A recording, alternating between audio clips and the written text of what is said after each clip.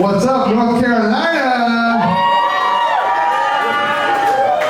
So great to be here. I'm glad you guys already know everything about my dating relationship. It's perfect. Cheek and I did come all the way from Delaware for this show. Has anyone ever heard of that place? We are the only ones that's ever left the States. I know there are some Puerto Ricans in here, right? For those of you non-Puerto Ricans, if you take a 9-hour drive with a Puerto Rican girlfriend, it's going to feel like an 18-hour drive with a Puerto Rican girlfriend. It's crazy, like sometimes I can't even believe that we're dating, and she tells me, she's like, you know what, I usually don't date white guys, because they're the first to call the cops when I pull out my knife. And I dating a Puerto Rican, I never laughed harder, loved more, or feared more for my life. Every day. Shit, it's scary. Really scary, you know what I'm saying? On the way up here, it was like we were having a great time, but you know what? I was like, we're going to Fayetteville, North Carolina. What is there to do in Fayetteville? So I Googled what to do in Fayetteville, and it says get a plane ticket to Vegas and leave. But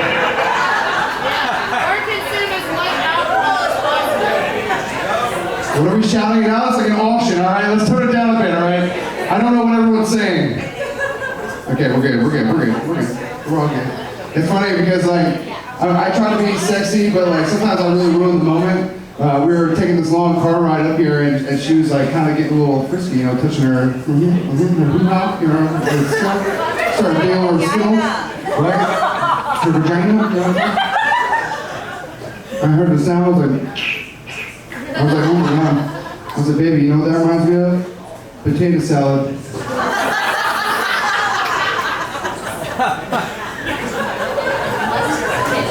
You can never go to a picnic again, I'll tell you that much. Next time you got a cookout, that first scoop is like, oh my god, ruin that for me.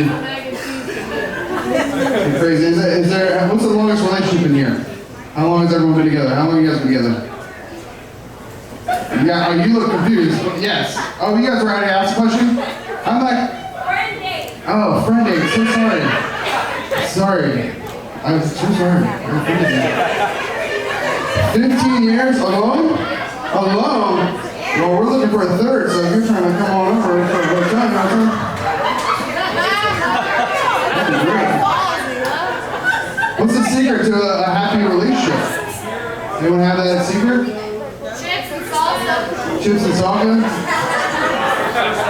Yeah, I'll tell you, we had a great time so far. We went bowling, went to an arcade, we had a fight, it was perfect. I was like, man, this is a great relationship. Don't die. Don't die. Cool. Sounds great. Thanks for that. Thanks for that, Crypt Keeper. Paddys. I'll tell you, I am from Delaware, and it's very tough to date in Delaware. When you've been there your whole life, and your family has been there for generations, you're related to everyone. Last year I thought I found the one, the girl for me, I was so excited. But then, I'm not too good, but I started asking my mom all these random questions, making me, and she was asking me random questions, and she was making me really nervous. And she finally leans in, she's like, Philip, she's like, that's your cousin. And I was so upset and absolutely disgusted that I could barely bring myself to fuck her one more time.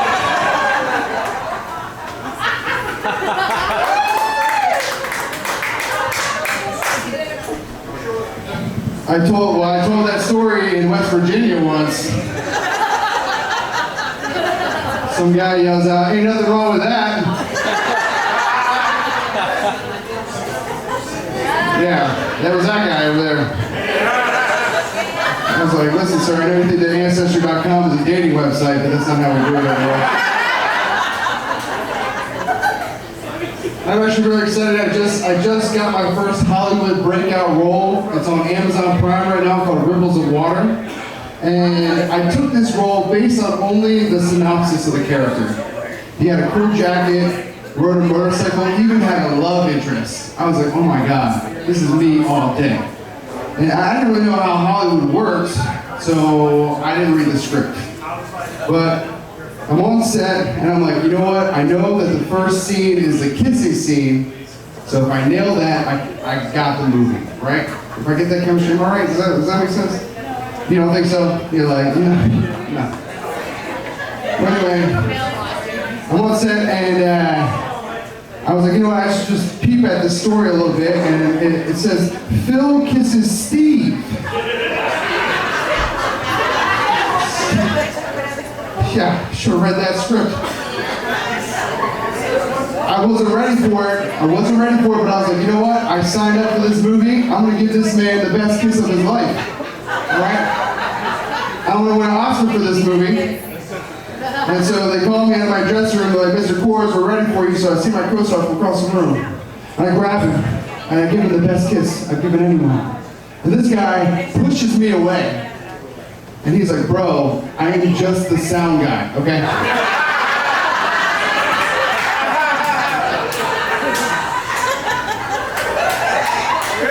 Like, I'm just here to mic you, okay? So after 3 dudes and a dog later, I met my co-star. Yeah, it was great. It was great because I learned a lot on that set, you know, and I learned that love is love is love. You can love whoever you want, all right? Anyone can love whoever they want. That's the beauty of this world. Unless you're banging sheep, that's like weird. Don't be doing that. But love whoever you want, because my co-star was a 50-year-old gay man, and he told me, he was like, you know, it's very tough to grow up being gay because no one supported me. My friends didn't support me, my family didn't support me, I was alone. And I was like, I can relate to this because when I came out as straight on set, man, I lost hair and makeup the same day. My clothes didn't smell as nice. I was like, man, go back to being gay, I guess. It's cool, I'm killing it now in this acting world, man. And next week I'm playing a gay fireman. I'm playing a gay best friend. Barista at Starbucks. I'm like, damn, I'm killing this. It's my world right here. I grew up in a very Christian, conservative home. Anyone else? Okay, the sad woos in the church. It's kind of what y'all did, huh?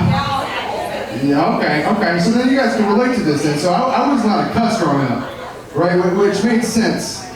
But what made me angry was this whole other list of arbitrary words that I wasn't allowed to say. That wasn't offensive to anyone. But because they were offensive to my mother, I had to treat them like they were offensive to Jesus himself. Right? I couldn't say shut up. I couldn't say sucked. I couldn't even say the word fart growing up. My mom had alternatives for these words. Shut up was be quiet, sucks was stinks, but fart. My mom made me say Fritzy instead. It sounds like Fritzy in here. Fritzy, you smell like Fritzy? It smells like Fritzy over here. You know how many times I got beat up on the playground for saying that shit? And you would think that the fritzy reign of terror would end when I turned 18. It doesn't. Because when you train a kid to say a dumbass word when you're adolescents, it embeds itself in your subconscious. It comes out when you're 23 years old in a locker room full of dudes yelling, "You fucking fritzy!" Stinks in here. You know, another thing that was not discussed and definitely not permitted in the conservative household were any activities of the masturbatory nature, which doesn't actually deter teenage boys from participating in those activities. It just forces teenage boys to be more strategic when executing those activities. I was a James Bond of jerking off, let me tell you that. You guys Reba fans here?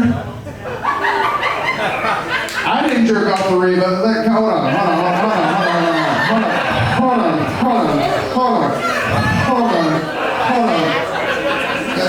Okay, look. Look, my parents' favorite TV show was Reba. It's a comedy show on CB7 or whatever it was. You know what I'm saying? It's a funny show, but I can pull myself away to sneak a Reba. You know what I'm saying? My parents never understood why I would get so excited for Reba to come on and then never watch it with them.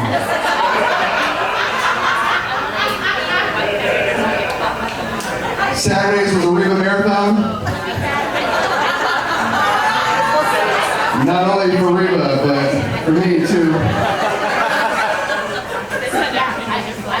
And this one time, I'm doing the, you know, I'm sticking to Reba,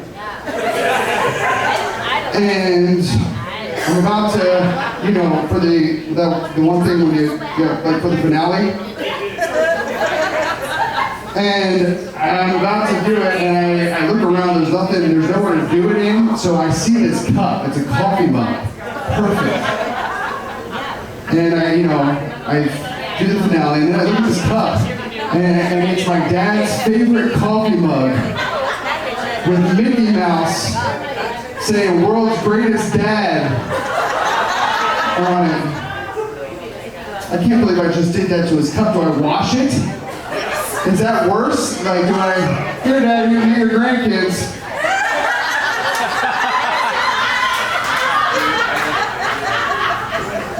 So then, you know what, I was like, you know what, I'm just gonna clean the cup and hide it for now. But when I turned around to rinse my shame out of that cup, I realized that it was pretty silent. And my dad is standing in the doorway, gaping at me, clearly disappointed. And I had so many questions, like why is he watching Reba? Did the DVR stop recording? What is he doing down here? Oh yeah, and my dick is out. So I'm just standing there with my pants halfway down the ground holding a jizz cup. A jizz cup, you follow the story, lady. You gotta sit in the front row. And they jerk up in every one of those mugs, okay? Hide your kids, hide your coffee mugs, I'm in town, okay? Jizz cup. Are you paying attention to the story? Does anything sound familiar?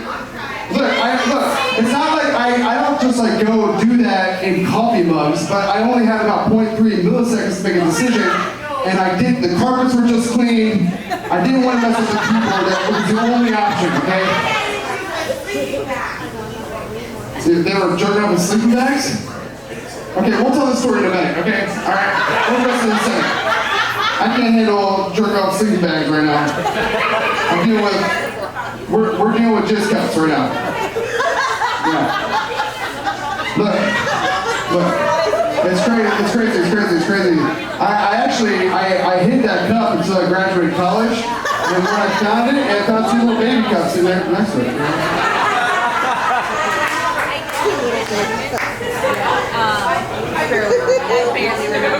Yeah, we're still on the jizz cups, alright, so it's over. It's over now. Sorry to get you so worked up over there. You liked me all the way up until that joke. Look, let me tell you, my dad hasn't spoken to me since that day, so it's been interesting. I haven't seen him since that day. It's got really sad. Wow, it's got really sad. And then bring the whole church down. But yeah, so growing up was interesting, but then you know what? I was a husky kid growing up. And anyone else a porker? Okay. Yeah, right? My parents loved going to Disney World. Has anyone ever been to Disney World? Wow. Disney World got a happier response than Christians. That's funny. But that's the only place my parents have ever taken me, was Disney World. I've never been anywhere else. And you know how many times it takes to ride the It's a Small World ride without wanting to kill yourself? And it's just once, by the way. And you know what it's like to be the only 31-year-old trapped in the Magic Kingdom, following my parents in matching Mickey ears and fanny packs? My dad's rocking the sandals with the socks. He looks like my balding gay aunt. My mom's wearing her pants so high they double as a sports bra. I have a very attractive family. I've been to Disney World so many times I managed to memorize the speech they give at the beginning of every single ride. Please may see to the magic carpet has come to a complete stop. Please also grab off children, but here we're not responsible for any loss or stolen items. This ride. Have a magical day at Disney World. Por favor, y tenga ese olvides y son que no se me hace perfecta por favor también entre los días y nomás los entonces que estén por de mágica en Disney World.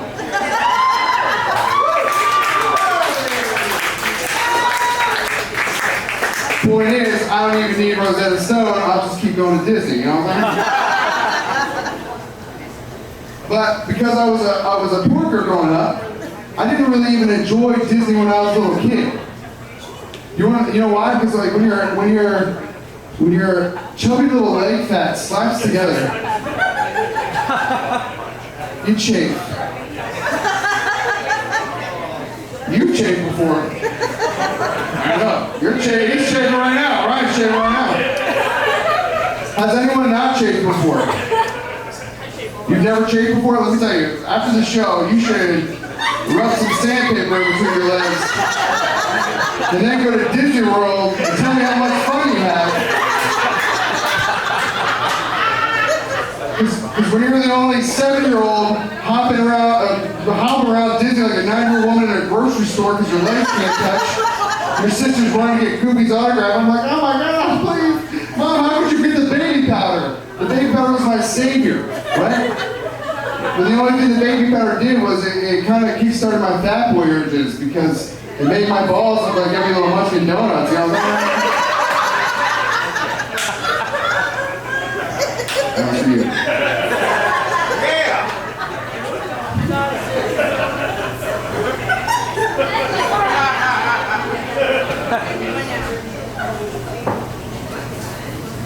So are you still talking about the juice cup?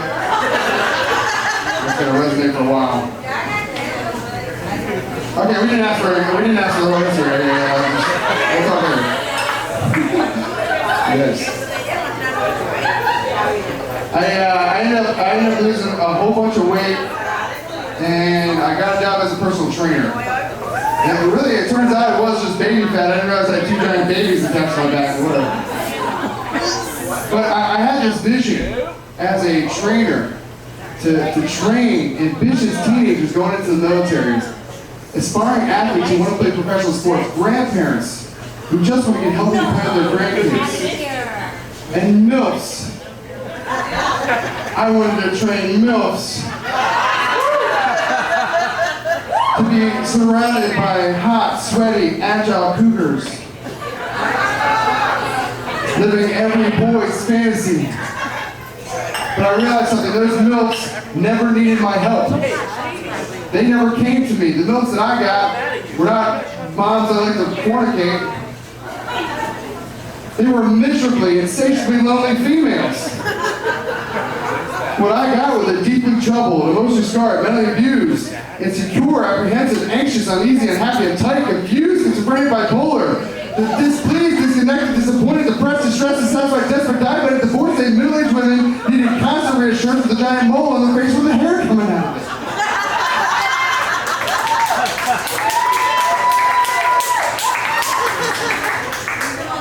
That was my Monday morning client. Yeah, it goes downhill. The what?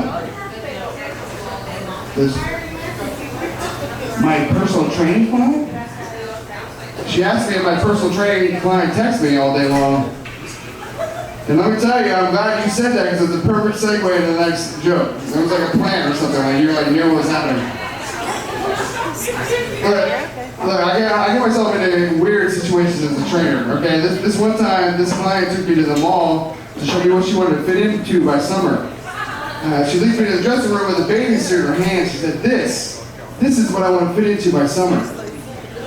And I look at her right in the face. I say, you know what? As God is my witness, and as your personal trainer, you will fit in that dressing room by summer.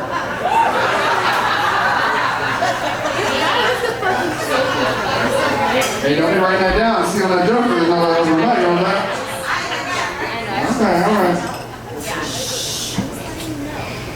Yeah, this one time I saw this client who I knew had a husband training with another man. It's no big deal, it's just a gym, right? Until she gets up from her set and starts making out with the guy. And I'm like, whoa. I try not to look, but I'm looking anyway. It was like a Miley Cyrus video. I'm like, I don't know what's happening, but I want to like peek through here.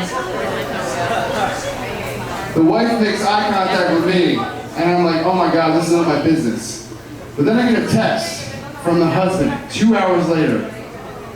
It said, yo bro, don't worry about what you saw in the gym today with my wife. She and I have a special kind of relationship, winky face. So I respond, ha ha, okay, winky face, because I'm a grown-ass man, that's how grown-ass men text each other. His next text goes, hey, you should come over and watch football with the wife and I. No winky face. Who am I to say no? So the husband and I are 5 years deep going into the second quarter when the wife comes down in a sexy schoolgirl outfit. So I said, ooh, halftime. The husband gets up, goes to the bathroom, the wife sits next to me, she starts coming on me, rubbing my leg. And I let her because I don't really know what's happening. But then the husband comes out and he's like, hey, hey! I'm like, dude, I don't know what's happening. I just was here to watch football. I don't know. And he's like, no. I just didn't want the fun to start without me. I'm sorry, fun? Are there going to be nachos? Like, what do you mean by fun? The wife tells me to go upstairs and get naked. Who am I to say no? She pins me up against the wall, and she shakes my whole body, my back, my butt, my legs. It was awesome. It was like a spa day. Then she put a gag in my mouth. Who am I to say no? Thank you so much for having me. And then I felt something enter what I had considered an exit only. And I said, ma'am, this has been fun, but your hands are awfully large. And she put both of her hands in front of my face and she said, no, they're not. And I said, what is happening? And I blacked out. I'm telling the comedy truth.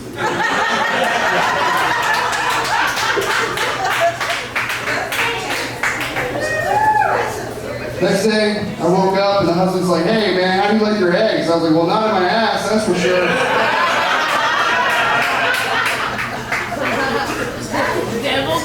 That's the truth. Damn right. Oh my God, I got a jizz cup. Oh my God, thank you. Wow. So I just got the whipped cream and everything. Oh my God, this is great. Even says Will Straight's dad. I don't know. Are you gonna work with me? Absolutely. I just don't know. I don't know, but you can root with me. That's fine. No way for your put them up. that. Let's just mix them up. Go for it. So scared right now. They're going to you. You gotta have a truthful act. Are you guys like America's Got Talent judges or something? You mean they want the truth? It's cool. I'm very excited. I just got my first Hollywood talent manager. And you know, she's everything I envisioned my Hollywood manager to be like. She had a raspy voice, a raspy face. She only comes out at night. And I was her type. Type O. And my Hollywood manager, she was married to a legend. She was married to Jimmy Stewart. And Jimmy Stewart was not the actor like you were thinking, but he was Jazz Hall.